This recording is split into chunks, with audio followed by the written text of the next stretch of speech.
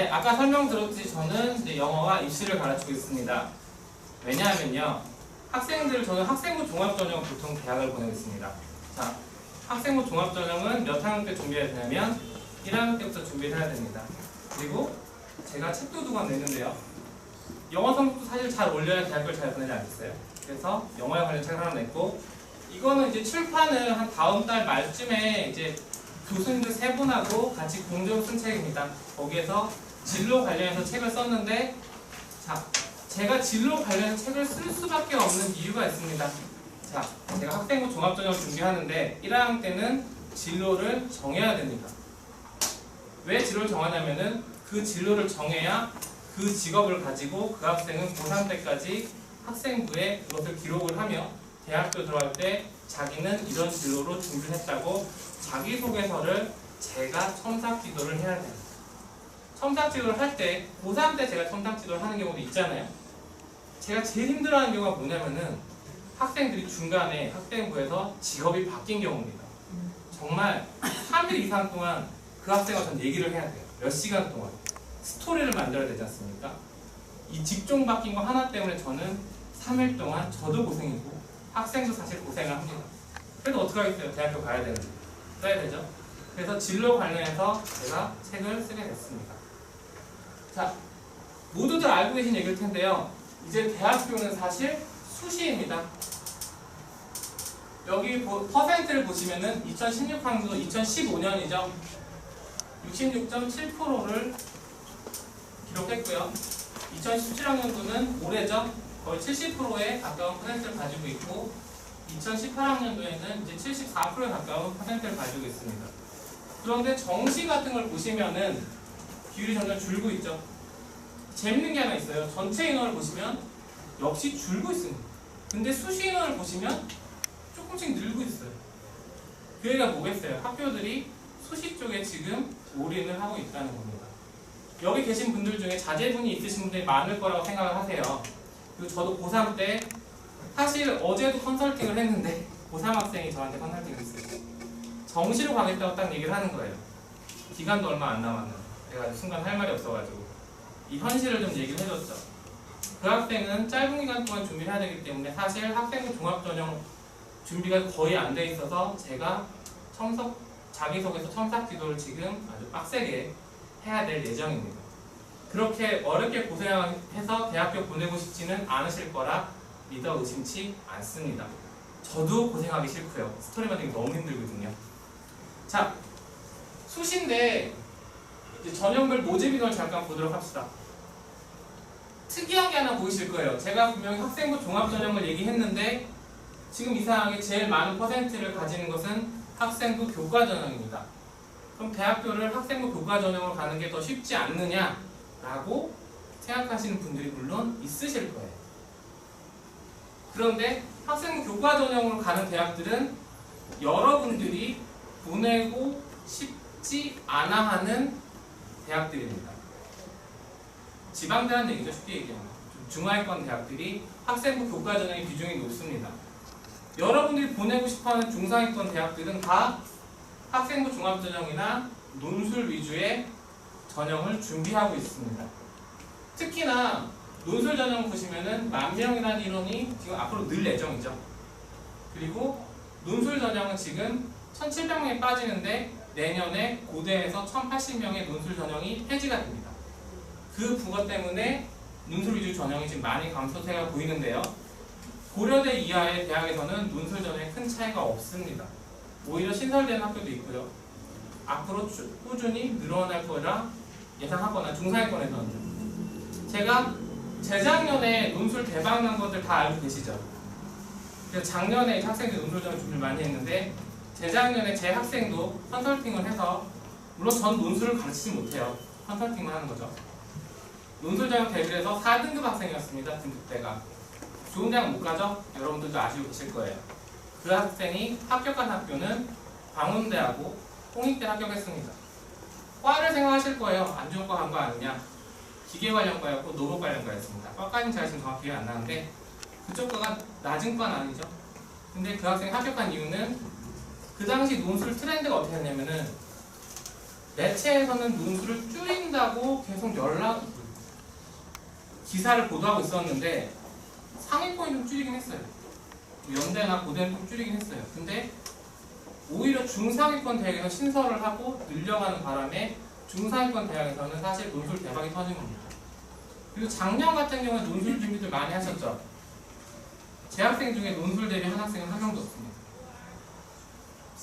그럴 수밖에 없어요. 재작년에 컨설팅을 하거나 이제 이야기를 많이 들으면은 논술들을 다 대비한다고 하는 거예요. 그럼 당연히 논술 전형이 안 되겠죠. 그리고 재작년에 논술 전형에 큰 증가도 없었고요. 어떤 신호도 없었습니다. 그럼 당연히 논술 전형의 대비를 시키지 않았겠죠. 반대로 학생부 종합 전형이나 최소한도 수시 전형으로 한 교과 전형 준비시켰습니다. 성적이 안 좋은 애들은 학생부 교과 전형 갈 수밖에 없어요. 덕분에 작년에 제가 성적대가 높은 학생을 이제 같이 컨설팅을 못했는데 6등급 학생 같은 경우는 강원대라고 아시죠? 3, 4등급 대 학생들이 합격하는 강원대의 수시 전형으로 합격했습니다.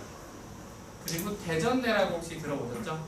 거기도 원래 그 학생 7등급이었다가 영어 수업을 해가지고 5등급까지 올라간 학생인데 그 학생도 화학공학과에 대전대에 합격을 했습니다.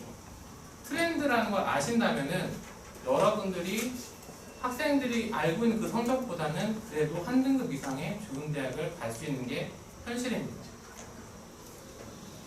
자, 그럼 기본적으로 지원이 유리한 전형에 대해서 같이 알아보도록 하겠습니다. 일단 상위권은 무조건 학생부 종합전형을 준비해야 됩니다. 일단 서울대는 학생부 종합전형밖에 없고요. 거의. 그 다음에 연세대가 고려대가 오늘까지 논술 전형을 올해까지는 논술 전형을 하게 됩니다.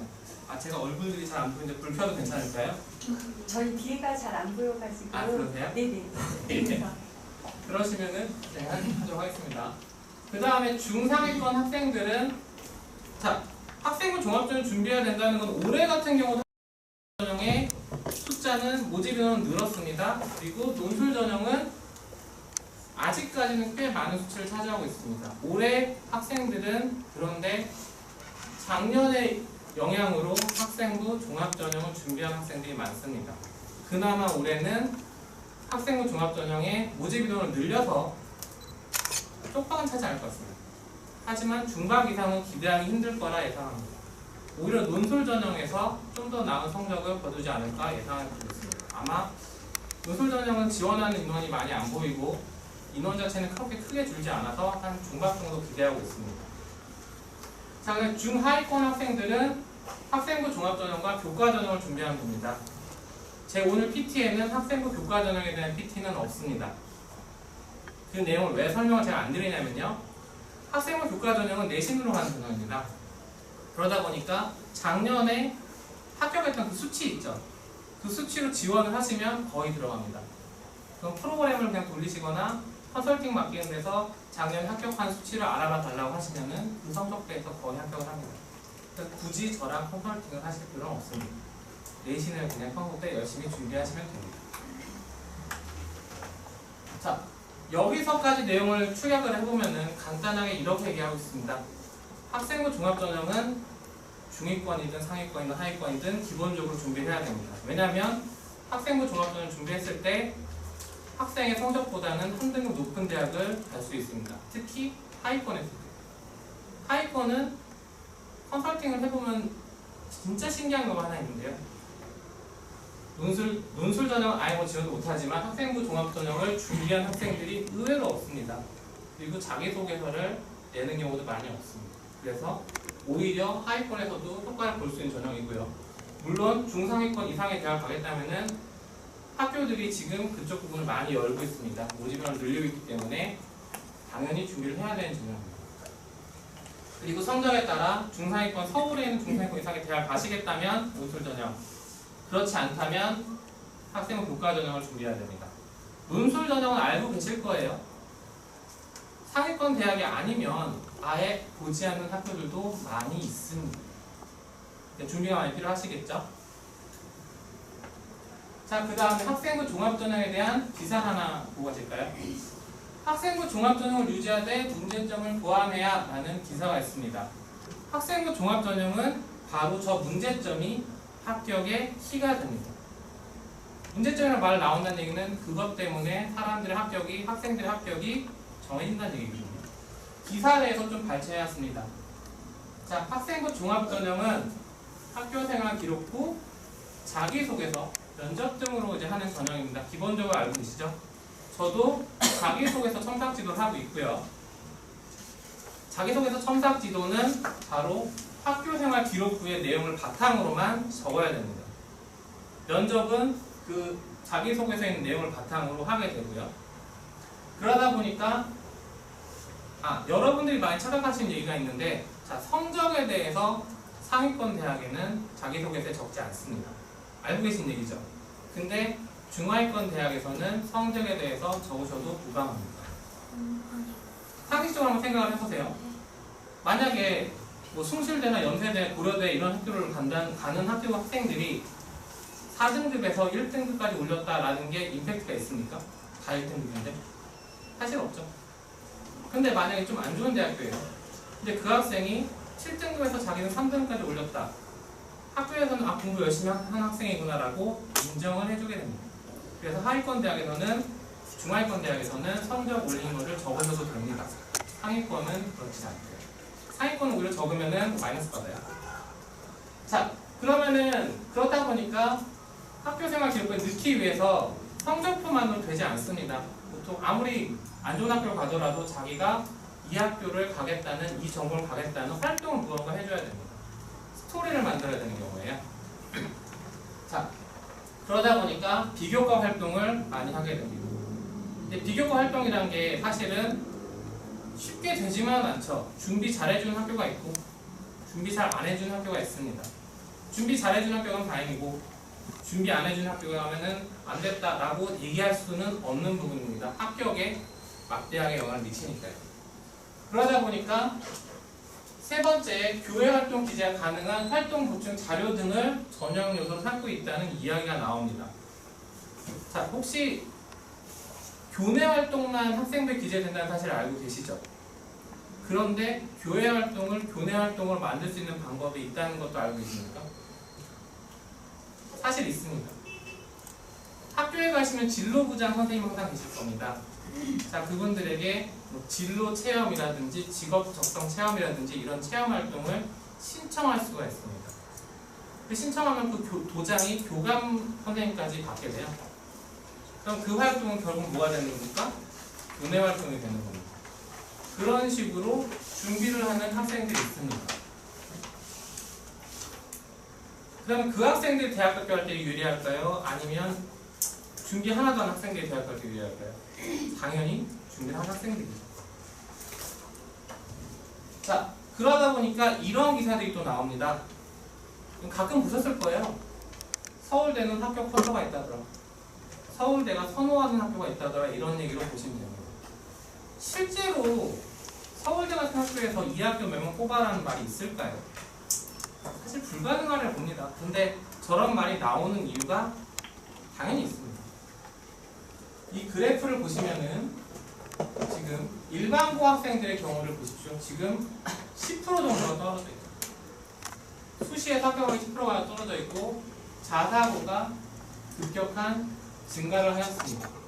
그 다음에 과거는 원래 학생들 사이에서 넘사벽입니다. 넘을 수 없는 벽이라고. 쟤들은 최상위권 애들입니다. 어차피 입시랑 관계가 있는 애들이 아니에요. 약간 떨어진다 하더라도 크게 문제가 안 돼요. 하지만 외고 같은 경우는 꽤 증가하였죠. 강남 3구는 이미 준비를 하고 있었기 때문에 큰 증가가 없습니다. 이것이 왜 나타난 거냐 생각을 해보시면은 입학사정관제, 그러니까 학생부 종합전형에 대한 준비를 잘하고 있는 학교라는 것입니다. 특히 자사고는 서울대나 연세대나 고려대 입시가 자기 학교의 레벨을 결정하는 경우가 많습니다. 그러다 보니까 거기에 올인을 하는 경우가 많죠. 그래서 저런 결과가 나온 것입니다. 보자, 3년 정도 얘기해요. 많이 늘었죠? 그럼 여러분들의 자녀가 지금 거기에 대한 준비를 해주고 있느냐가 굉장히 관건이 되시겠죠. 특히나 제가 진로를 쓰면서 상담을 많이 받는데, 학생부 종합전형 1학년 때 진로를 정해야 되잖아요. 자, 여학생들 같은 경우는 유아교육과를 가겠다는 이야기를 많이 합니다. 아마 따님 가지신 분들은 그런 얘기도 많이 들으셨을 거라 생각을 해요. 하지만 대학생 중에 유아교육과를 가는 컨설팅 후에 유아교육과를 가겠다고 하는 학생들은 사실 없습니다. 그 이유가 뭐냐면은 유아교육과에서 직장을 잡아야 됩니다. 졸업을 하고요. 근데 유아교육과 일이라는 게 어떻습니까? 진입하기가 없어요. 사실 아이를 한번 가져보신 분이라면은 진입하는데 그렇게 어렵지가 않은 분야입니다. 그래서 그 직장은 경쟁이 치열할 수밖에 없고 봉급이 낮아질 수밖에 없습니다. 그럼 봉급이 낮은 일을 자녀한테 시키고 싶으세요? 그렇지 않죠. 그래서 유아교육을 가겠다 그러면은 진로를 사실 바꾸라고 이야기하는 경우가 굉장히 많습니다. 왜냐하면 학생들은 정보가 되게 없는 케이스가 많아요. 만약에 나중에 진로를 정하실 때 그 부분도 한번 심각하게 1학년 때 고민을 해보셔야 이 얘기를 왜 하냐면은 그냥 1학년 때 자기는 아이가 좋겠다고 유아교육과를 가겠다는 학생들이 있어요. 그리고 2, 3학년 때 저랑 컨설팅을 해요. 그 진로를 바꿔요. 그럼 저는 아까 얘기 드렸죠. 자기소개서 첨삭 지도를 할 때 정말 고생을 한다. 사실 이제 그런 고생은 좀 안 하고 싶거든요. 1학년 때 웬만하면은 잘 정해주십사 합니다. 그 다음에요. 상위권 대학을 일단 가시겠다면은 학생부 종합전형 대비를 잘해주는 학교를 가고 비교과 활동에 중점을 두셔야 됩니다. 사실 비교과 활동 중점 안 두시고 계신 분이 지금 되게 많으실 거예요. 제가 이제 컨설팅 하다 보면 제일 많이 느끼는 게 그 부분에 신경 많이 안 쓰신 분들이 의외로 많다는 겁니다.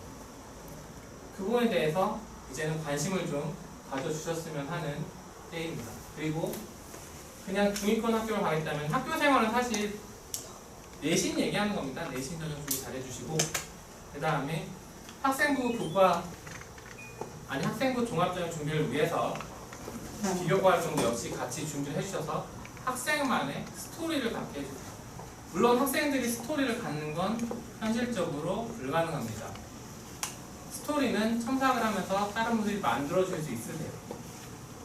저도 매번 스토리를 만들어주고 있습니다. 학생과 얘기를 하면서 직업을 갖게 된 스토리 부분을 많이 이야기하고 만들어주고 있습니다. 그러다 보니까 첨삭을 한 학생들과 첨삭하지 않은 학생들의 자소서의 차이가 많이 나기 때문에 매년 자소서를 맡기시는 분들이 많이 있는 거죠. 하지만 아무리 잘 만들어준데도 바탕이 안 되면 만들기가 힘듭니다. 맥도날드 알바만 했다고 그러는데 제가 어떻게 스토리를 시키면 안 되겠어요. 그런 경우도 있었어요. 실제로. 그래도 이제 잘 만들었는데 기본적인 비교과 활동 준비를 안 해주시면은 이제는 대학교를 보실 때 쉽지 않다는 거 꼭 알아주셨으면 합니다. 자, 그 다음에요.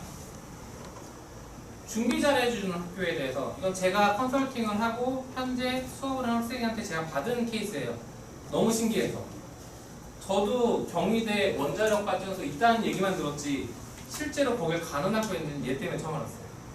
여기가 아까 얘기했듯이 경희대학교 테스트 원자료가 있는 센터입니다. 국내 유일의 시설이에요. 근데 자, 원자력과를 가는 학생들이 어느 쪽 직업을 갖게 되냐면은 한국전력 자회사의 수력 원자력이라고 있습니다. 그 회사는 이제 공사고요. 근데 그 회사 들어가서 상당히 쉽지가 않죠. 하지만 이 학교는 그것까지도 준비해주고 있는 것입니다. 제 학생은 화학공학과 준비를 하고 있는데 원자력 발전에 이제 화학도 들어가죠. 이 가운데는 이게 주교육과라고 학생이 저한테 이야기를 해줬습니다. 근데 이 학교는 심지어 전국에 15개밖에 없는 원자력 발전 관련 학과까지 준비를 해주고 있는 겁니다. 한양대 원자력 발전 학과가 가장 유명하다고 하더라고요. 그럼 거기 나온 학생들은 결국에 어디로 가겠어요? 공사를 이제 취업을 하고 목표를 하겠죠. 그리고 거기 문제지는 제가 그 학생 때문에 확인을 해봤는데 심지어 기출문제도 구하기 힘들고 취업하기가 너무 힘든 겁니다. 그러면 진입하기가 쉽지 않은 학과가 되겠죠. 그 학생은 만약에 거기를 원자력 발전과를 나와서 한국수력 원자력에 들어간다면 남들보다 좀 편안한 삶을 살 것입니다. 제 친구도 지금 사실은 거기 한국수력 원자력에 있거든요. 조선 쪽 해가지고 분야는 다른데 그렇게 간 학생도 아직 간 제 친구도 있습니다. 대우가 다르더라고요. 자, 그 다음에 근데 문제가 있습니다. 학생부 종합전형은 혼자서 준비가 정말 어려운 전형입니다. 학교에서 준비를 좀 잘해주면 고마운데 그런 학교가 있기도 하고 없기도 합니다. 제가 매번 얘기를 하면서 어떤 전형을 준비해야 될지 그리고 네가 여기 교육을 네가 좀 가봐라 라고 하는 경우조차 있어요. 학교에서 하도 준비를 안 해줘가지고. 그래서 진로부장 선생님한테 가서 미리 확인을 받고 갔다 와라 라고 이야기를 하는 경우도 사실 많이 있습니다. 너무 진짜 준비하기 힘든 전형이에요. 혼자서 사실 준비는 거의 불가능합니다. 그러다 보니까 공부를 잘하는 중상위권을 노리는 일반 학생의 경우는 논술 전형을 같이 준비할 수밖에 없습니다. 왜냐하면 비교과 활동에 대한 준비가 거의 필요가 없는 전형이기 때문이죠. 그냥 안 좋은데 그럴 수 없잖아요. 자, 그럼 논술 전형에 대해서 잠깐 보도록 하겠습니다. 요즘 한국사 때문에 관심들 많으시죠? 공부시키고 계신 분도 계실 겁니다. 근데 재밌는 게 있어요. 한국사는 박근혜 정권에서 사실 거의 밀어붙여서 필수 과목 지정을 했는데요. 최저가 사실 거의 의미가 없습니다. 문제는 일단 논란이 많기 때문에 어렵게 나오지 않고요. 그래서 학생들이 3등급, 4등급 받는 거 그렇게 어렵게 생각하지 않습니다. 서울대 같은 경우도 최저 서울 3등급이 만점입니다. 마찬가지로 최저에서도 경희대 나쁜 학교 아니죠. 5등급이 최저입니다. 이해가 안 되실 거예요. 5등급이 최저란 말은 사실은 거의 최저를 안 본다는 말이랑 같은 케이스죠. 서강대도 4등급이고요. 성균관대 같은 대학도 최저를 4등급으로 듣고 있습니다. 이 대학을 갈 수 있는 학생들에게 한국사 최저라는 것은 거의 의미가 없습니다. 만약에 너무 안 좋으시다면 준비를 하셔야겠죠. 근데 그렇지 않다면 좀 천천히 준비하셔도 무방한 수능 최저가 되겠습니다. 제가 화살표로 따로 표시를 했는데 사실 논술 전형에서 수능 최저가 잘 안 나왔어요. 없는 경우는. 근데 올해는 지금 10개 대학 중에 지금 2개 대학이 지금 최저가 없습니다. 수능에 대해서 보지 않겠다는 거죠.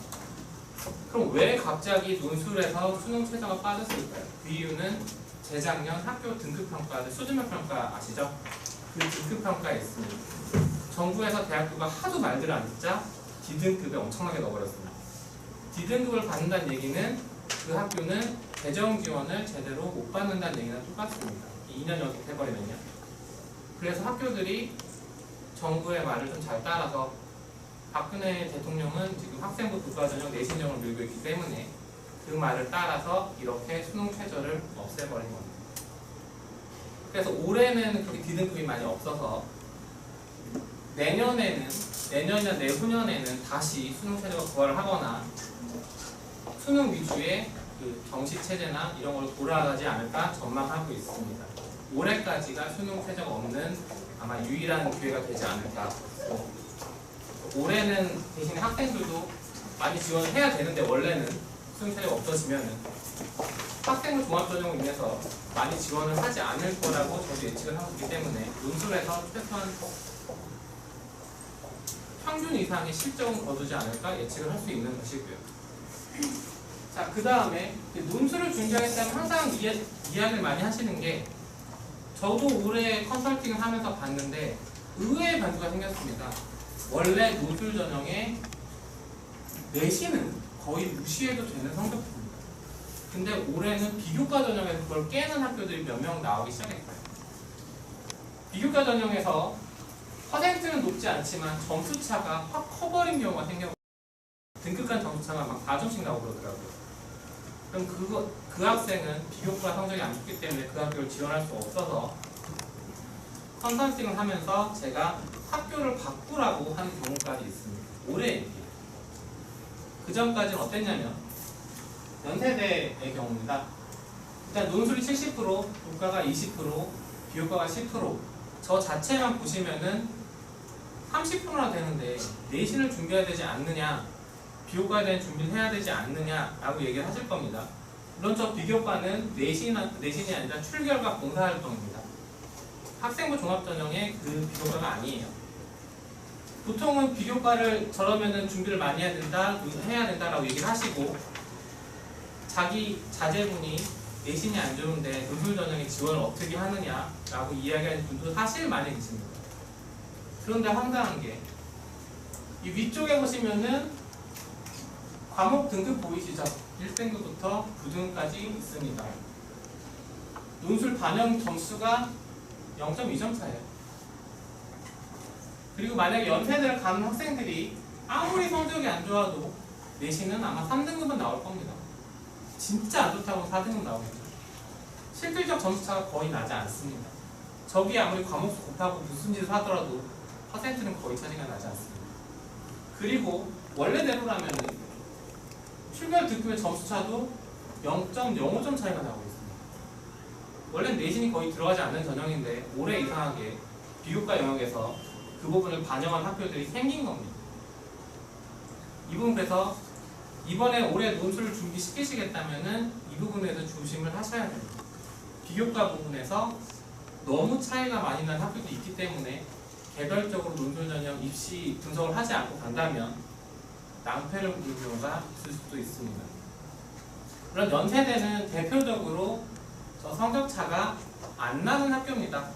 보통 논술 전형 지원하라 얘기하면 다 연세대 거 들고 옵니다. 저만 들고 온 게 아니라 내신 반영 비율 낮다고 다 들고 온 게 사실은 연세대입니다. 그런데 연세대만 그럴까요? 자, 이번에 숭실대 겁니다. 일단은 논술 전형이 60%, 학생부 국가 전형이 40% 높아 보이시죠? 일단은 수능 최저 한번 보고 가실게요. 작년 2016학년도 보시면은 국영수 2개영역 등급합 5등급이나 국영수 등급합 2과목 중에서 6등급이 나왔습니다. 일단 위에 걸만 설명드리면은 국영수 중에 2개영역 등급합 5라는 얘기는 한 과목은 2등급이 나오면 다른 한 과목은 최하 3등급이 나와야 한다는 겁니다. 근데 국영수예요. 제 성적 안 나오는 과목이죠. 그러면은 문과계면은 국어와 영어에서 2, 3등급이 나와줘야 최저를 마친다는 얘기가 될 것입니다. 하지만 올해 같은 경우는 탐구 영역에 한 과목이 들어가 있습니다. 자, 제 학생이 재작년에 논술 준비를 할 때 홍익대를 합격시켰다고 얘기를 했죠. 그때 홍익대를 합격시킨 이유가 있습니다. 원래는 광운대를 준비하는 학생이었어요. 그 당시 광운대 최저가 2개 영역 등급합 6이라 3등급, 3등급만 맞추면 돼서 영어도 3등급을 마치고 다른 과목도 3등급을 마쳤습니다. 광운대는 합격했죠. 근데 그 학생이 자기는 홍익대도 이제 가보고 싶다고 얘기를 하는 겁니다. 홍익대가 그때 가능했던 이유가 홍익대 최저는 1개 영역 등급합 2입니다. 그러니까 한 개 영역만 2등급을 맞으면 돼요. 학생이 저한테 대놓고 물어보더라고요. 선생님, 남은 기간 동안 한 3개월 남았어요. 영어 2등급까지 올릴 수 있냐고. 솔직하게 얘기했죠. 될 수도 있고 안 될 수도 있는데 확실하지 않다. 차라리 과탐을 공부를 해라 해가지고 과탐 공부 3개월 동안 했습니다. 원래 과탐도 3등급이었어요. 3등급 동안 그 학생은 과탐을 2등급을 받았습니다. 당연히 받겠죠. 과탐은 사실 짧은 기간 공부를 해서 성적 올린 학생들이 많은 과목입니다. 하지만 그 최저 등급 하나가 과탐이었다는 것 때문에 그 학생은 홍익대에 합격을 한 것입니다. 당연히 지금 홍익대 가 있겠죠. 광운대 안 가고. 여기도 마찬가지입니다. 과탐 한 과목에서 2등급이나 1등급을 맡기는 국영수 과목에서 3등급 맡기보다 쉽습니다. 사실 공부를 한다면요. 기본의 성적이 나오는 애라면 최소한도 과탐에서 2등급 나오기는 그렇게 어렵지가 않습니다. 상대적이긴 하지만요. 그럼 과탐에서 2등급을 맞았다고 하면은 나머지 국영수 중에서 3등급만 맞으면 합격을 하는 겁니다. 일단 최저 등급 굉장히 낮아졌죠. 자연 계열도 원래 두 과목 평균이었을 겁니다. 두 과목 평균으로 사실 2등급, 3등급 왔다 갔다 하는 경우가 많기 때문에 2.5등급에서 3등급으로 가야 돼요. 그래서 저거는 좀 높은 거였는데 그걸 한 과목으로 완화했습니다. 자연 계열에서도 여기서 만약에 2등급이 나와버리면 과탐 한 과목에서 2등급이 나와버리면 나머지 과목에서 4등급만 나옵니다. 숭실대 간 학생들한테 2등급, 4등급 맞는 일은 그렇게 어려운 일이 아닐 것입니다. 즉 수능 최저가 사실 있다고 보기도 좀 애매한 상황이 된 거죠. 여기를 갈 수 있는 학생이라면요. 자, 거기에 내신 반영 비율을 보시면 두 번째 걸 보시면 됩니다. 점수 차가 0.2점 차입니다. 숭실대가 아무리 학생의 성적이 안 좋아도 4등급에서 5등급 내신을 가지느냐 좀 지원을 하지 그 이하는 없을 겁니다. 근데 재밌는 걸 보시면은 6등급 때부터 갑자기 점수가 확 벌어지기 시작했어요. 저건 사실 학교의 사인이라고 보시면 됩니다. 6등급부터는 합격 안 시키겠다. 아무리 해도 6등급까지는 좀 그렇지 않느냐라는 학교의 사인으로 저런 경우에 학교들이 상당히 많습니다. 근데 숭실대 가겠다면은 내신이 그래도 4, 5등급은 나와야 되겠죠? 그래서 사실 내신 반영 비율은 크게 의미가 없는 경우가 됩니다. 여기 지원한 학생들이 보통 3등급이나 2등급이 지원하지 않을까요? 내신에. 그러다 보니까 크게 의미가 없는 경우가 많습니다. 그리고 내신 대비를 그래서 어느 정도는 해 주셔야 됩니다. 만약에 뭐 6등급이나 7등급이 나온다 그러면은 논술 전형으로 좀 가기 힘들기 때문입니다. 등급 간 점수는 사실 크지 않고 사실 근데 이 정도 점수 차가 논술 전형에서는 꽤 큰 점수 차입니다.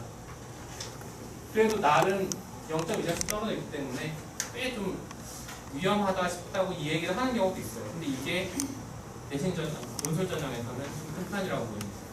물론 지방대 틀립니다. 지방대 아니면 논술 전형이 없죠. 학생은 국가 전형은 좀 많이 틀린 경우라고 생각을 하시면 됩니다.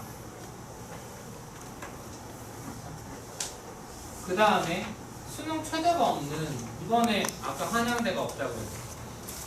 근데 한양대 같은 경우는 좀 무서운 게 학생부 내신 성적 반영을 하지 않는다는 점입니다. 학생부 종합평가로 갑니다. 자, 학생부 종합평가는 출결과 수상 경력, 봉사, 다시 말해서 학생부 종합전형과 비슷하게 가는 경우입니다. 자, 근데 학생부 종합전형이 아까 도표에서 보셨듯이 일반고 학생들한테는 불리한 전형이 됩니다. 그래서 한양대에서는 오히려 내신에서 불이익을 받는 강남권 대학이라든지, 강남권 고등학교라든지 특목고 학생들에게 유리할 것이라 예상이 됩니다. 한양대는 논술 지원한다면 일반고 학생들은 저 같으면 지원을 많이 안 시킬 것 같습니다. 아니면 준비가 잘 된 학생이라면 여기를 지원을 시킬 수도 있겠죠.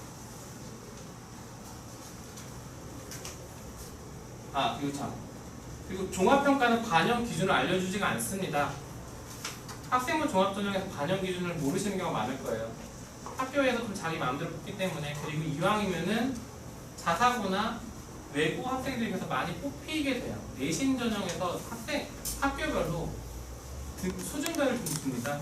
그래서 이 학교는 원래 내신이 안 좋은 학교니까 내신은 무시하는 경우가 좀 많아요. 그래서 종합평가는 반영 기준을 보통 알려주지 않고, 그래서 일반고 학생들에게 이 학교도 마찬가지지만 불리합니다. 논술 전형은 보통 2개 제학 정도 준비하는 게 기본입니다.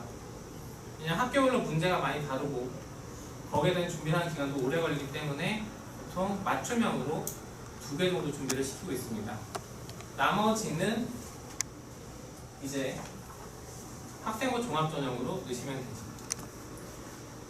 논술 전형 같은 경우는 여러분들이 준비 기간을 많이 생각을 하실 겁니다. 일단 준비 기간은 문과 계열 같은 경우는 1년 반 정도 보고 있습니다. 그리고 이과 계열은 한 1년 정도 보고 있습니다. 그래서 1년 동안 근데 학생부 종합전형은 어차피 1학년 때도 준비를 해야 되기 때문에 막판에 자기소개서만 잘 준비하고 면접만 같이 하면 되기 때문에 고등학교 3학년 올라와서 준비하는 경우가 별로 없습니다. 기본적인 것만 하면 되니까요. 그래서 2가지를 같이 준비하는 게 현실적으로 가능하게 된 것입니다.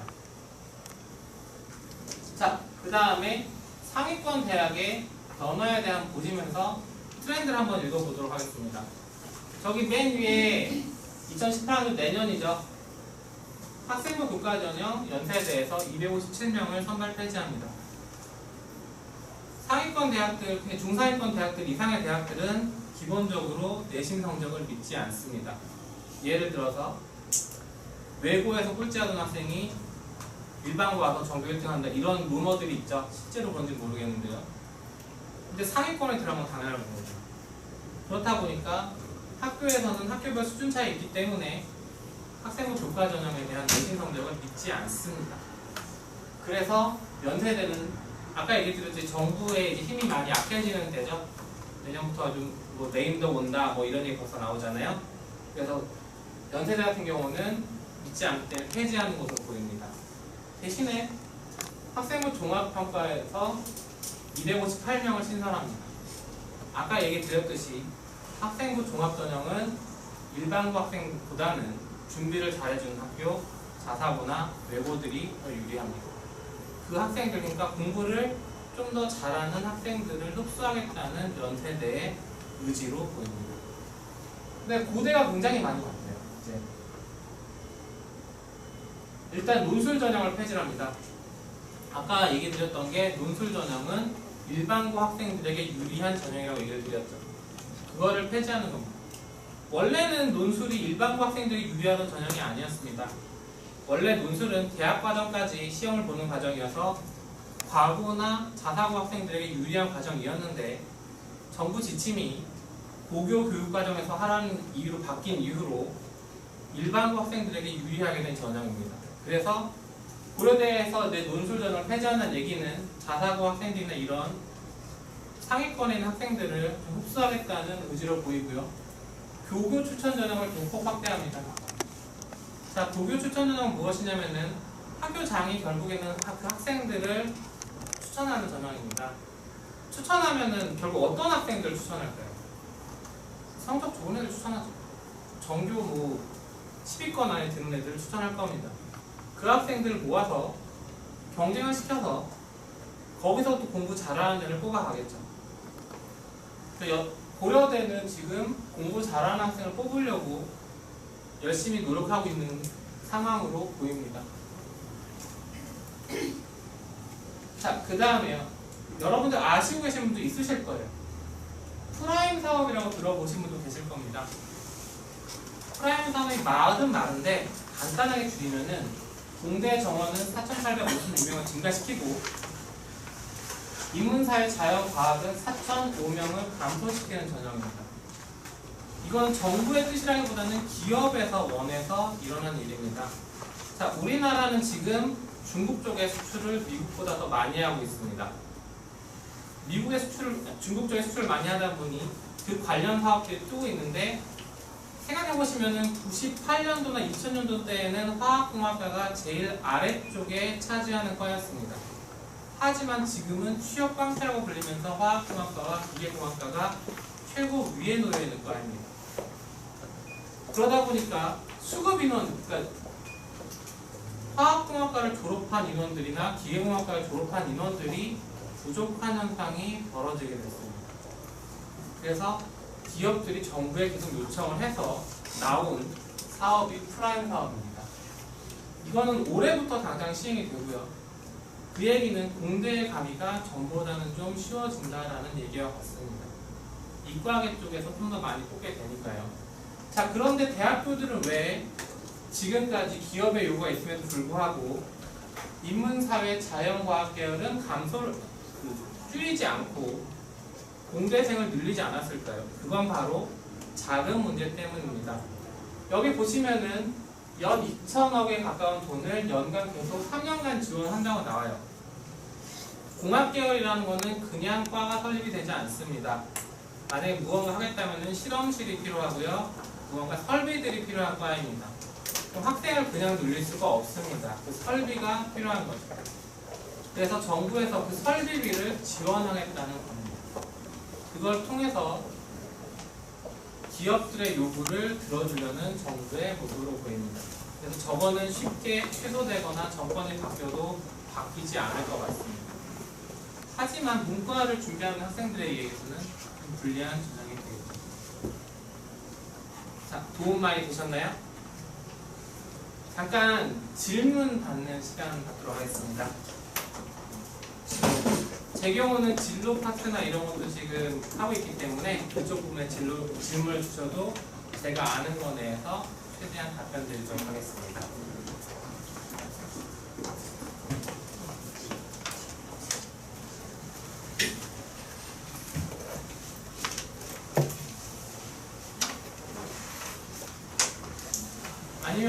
기술 전형이나 따로 뭐 준비하고 계신 분 안 계신가요? 학생부 종합 전형이나?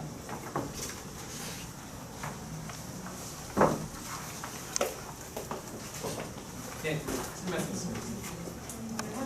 네. 네. 아, 예, 제일 안타까운 게 스토리를 만들는 거. 저도 이제 그런 경우 되게 자주 겪는데요.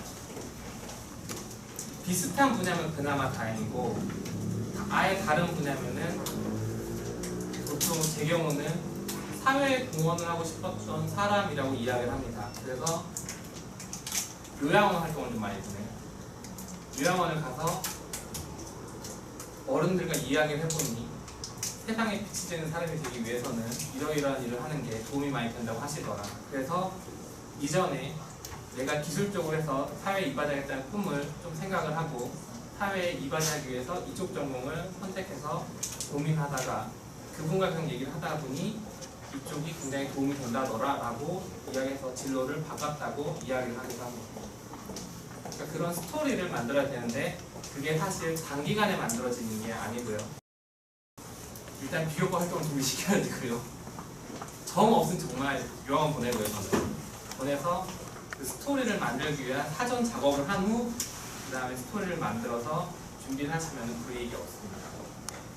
근데 웬만하면 안 그러시는 게 제일 좋죠. 전공이 어느 쪽으로 가신다고요? 아, 그러면 정말 요양원 한번 해야겠네요.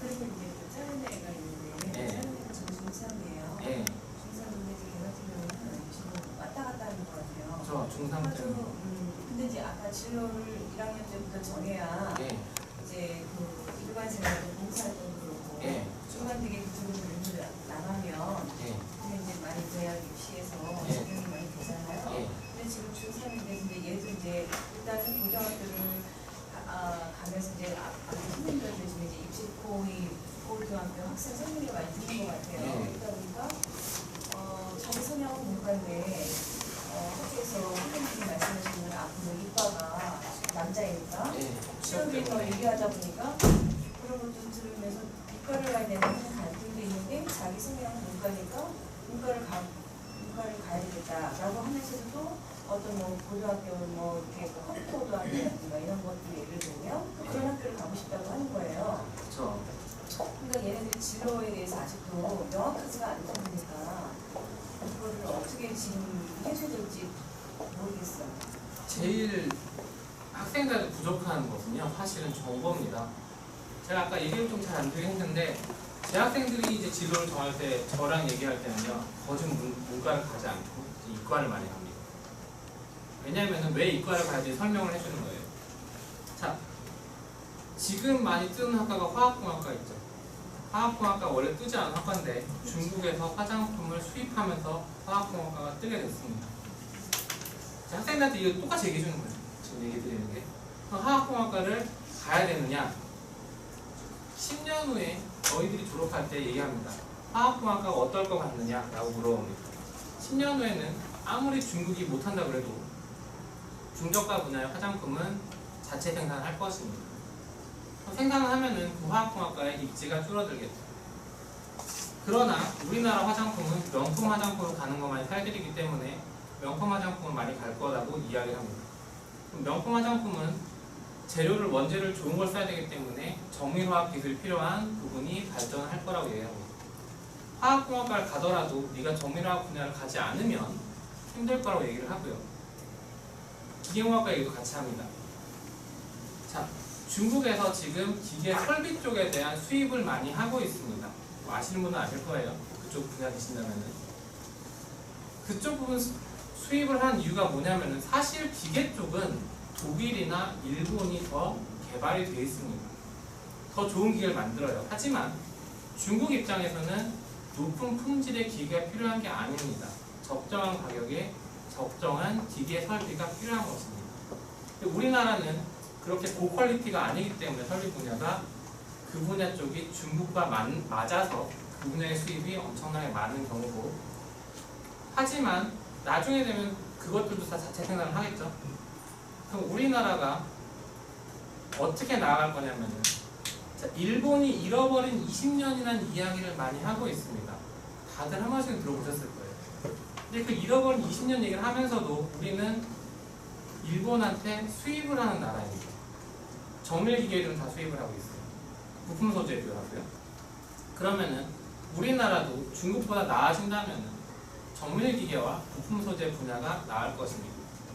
그래서 기계 쪽을 간다면 네가 좀 더 접근하기 쉬운 부품 소재 쪽으로 진출을 하든지 아니면 정밀기계 쪽으로 해서 기술력을 갖든지 해야 된다고 얘기를 합니다. 그리고 우리나라가 지금 다른 나라보다 우위에 있는 기술은 바이오 산업입니다. 사실 배아세포가 제일 좋긴 한데 예전에 황 박사님이 좀 사고를 치셔가지고 좀 안 좋아하셨죠. 줄기세포 분야는 우리나라가 아직 세계 1위입니다. 그래서 그 분야에서는 경쟁력이 있기 때문에 바이오 산업 분야를 가는 것도 괜찮다고 얘기를 했었고요.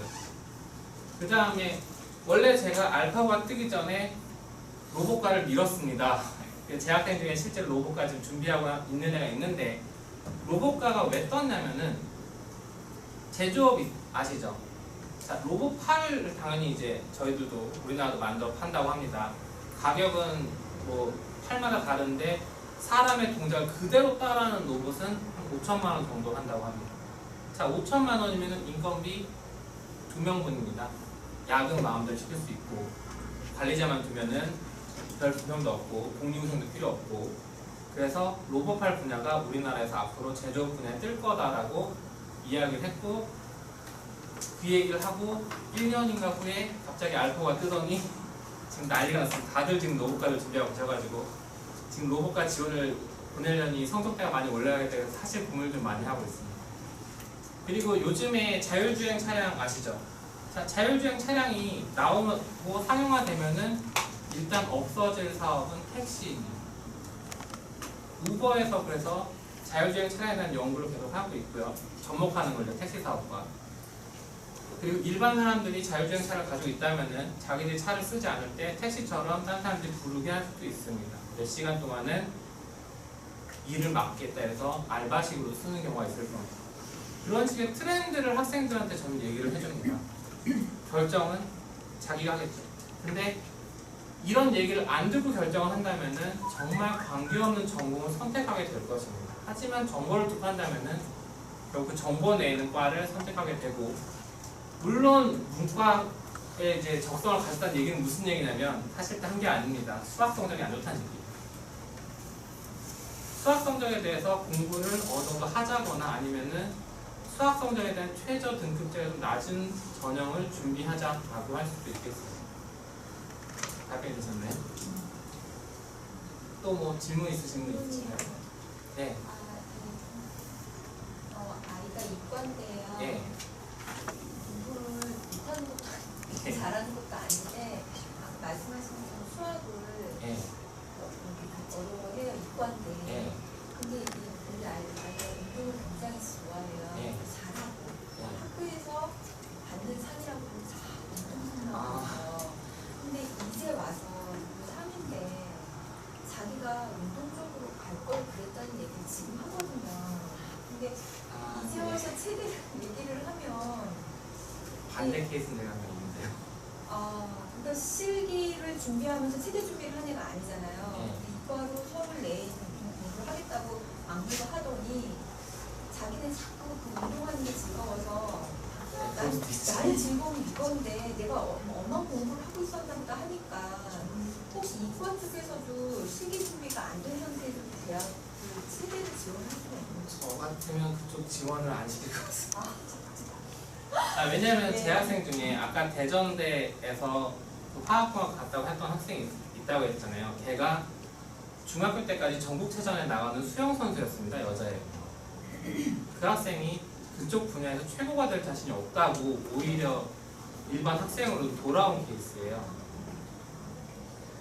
그러니까 고3인데 지금 체대 쪽으로 가겠다 하는 거는 어떤 일을 할지 일단 좀 걱정이 되고요. 네. 해봐야 레크레이션인데 그거는 진입하기가 좀 쉬운 분야고 해서 저 같으면 현실을 좀 얘기해주고 진지하게 한번 토론을 하는 시간을 네. 가질 것 같습니다. 그런 상담이나 이런 거를 학생과는 강사님하고 면담할 수 있는 계획을 네. 그거는 저기 다른